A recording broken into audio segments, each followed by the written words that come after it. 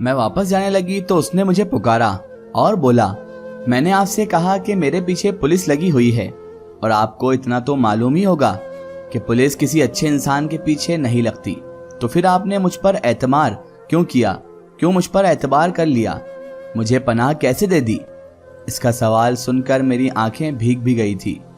मैं बोली, मेरा एक भाई था जमाल नामी, वह कोई गलती कर लेता तो मुझसे मदद मांगता था, मैं उसे अब्बू से बचा लूं, यही वो बार बार कहता था।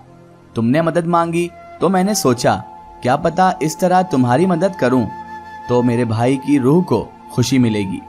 वो लड़का अफसुर्दा हो गया और बोला, मुझे आपके भाई की मौत का सुनकर बहुत दुख हुआ। मेरा नाम यासिर है, मैं कोशिश करूंगा जिस कदर मुमकिन हो सके आपकी मदद करूंगा। उसकी बात सुनकर मैं वापस अपने कमरे में लौट आई थी। मुझे खुद पर हैरत हो रही थी कि मैंने कैसे एक अनजान शख्स को अपने घर में रहने की जगह दे दी, और हैरत की बात तो ये थी कि मुझे किसी किस्म का कोई खौफ भी महसूस नहीं हो रहा था।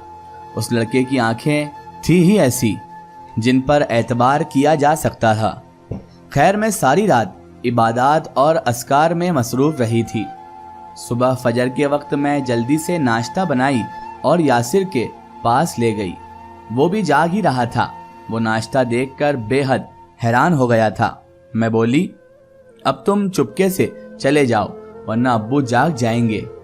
इसने जल्दी से नाश्ता किया और मेरा शुक्रिया अदा करता हुआ बाहर निकल गया था। थोड़ी देर बाद अब्बू भी नमाज के लिए जाग गए थे, जबकि मैं यासिर के बारे में सोचने लगी कि ना जाने वह बेचारा कौन था और उसकी क्या मजबूरी थी। खैर, दिन मामूल के मुताबिक ही गुजरा था। जैसे ही रात हुई मुझे यासिर का ख्याल आया था। थोड़ी देर बाद ही मुझे किसी के दीवार से कूदने की आवाज सुनाई दी थी।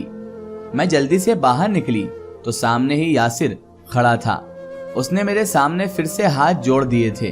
वो बोला, दिन तो बसर हो ही गया है, रात के लिए ठिकाना चाहिए। मैंने उसे फिर से भाई के कमरे में भेज दिया था।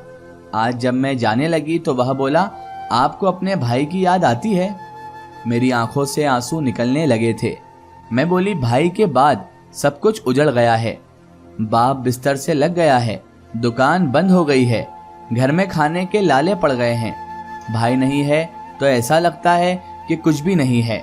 यासिर बोला, गम ना करो, मैं साथ दूंगा आपका, जैसे आपने मुश्किल में मेरा साथ दिया था। आपका नाम क्या है? मैं बोली, समीना हूँ। इतना कहकर मैं वहां रुकी नहीं थी।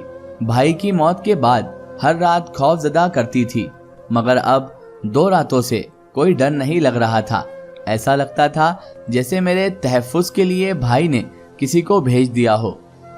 मैं अपने कमरे में आकर सोने के लिए लेट गई थी, मगर मेरी आंखों के सामने यासिर का चेहरा बार बार आ रहा था। उसकी आंखों में अजीब सी कशिश थी। उसका एहसास मुझे अच्छा लग रहा था। सुबह फजर से कब्ल मैंने उसे नाश्ता करवा कर रुखसत कर दिया था। अब्बू नमाज के लिए उठे तो चकरा कर गिर गए। उनकी हालत बहुत खराब हो चुकी थी। हमें किसी मजबूत सहारे की जरूरत थी। मैं अल्लाह ताला से रो रो कर फरियाद करती रही कि वह किसी को हमारी मुश्किल कुशाई के लिए भेज दे। मैं अब्बू की पट्टियां करती रही। दिन के 10 बजे हमारे घर के गेट पर दस्तक हुई तो अब्बू दरवाज़ा खोलने के लिए उठ बैठे। मैंने उन्हें मना किया, फिर भी वो नहीं माने। मैंने कहा कि आप बाहर मत जाइए, आपकी तबीयत ठीक नहीं है, मैं खुद ही देख लेती हूँ। लेकिन अब्बू बाहर निकल गए।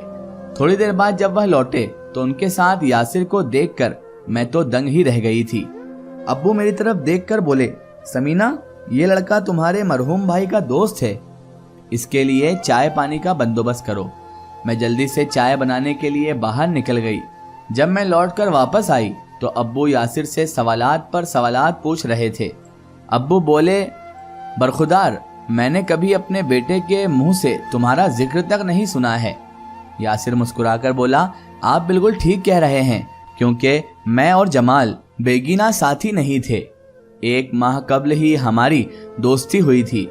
ऐसे में वह मेरा क्या जिक्र करता, लेकिन आप सबके बारे में मुझे वह अक्सर तलकीन करता रहता था कि मेरे बाद मेरे वालिदैन और बहन का बहुत ज्यादा ख्याल रखना। अब्बू की आंखों में आंसू आ गए थे।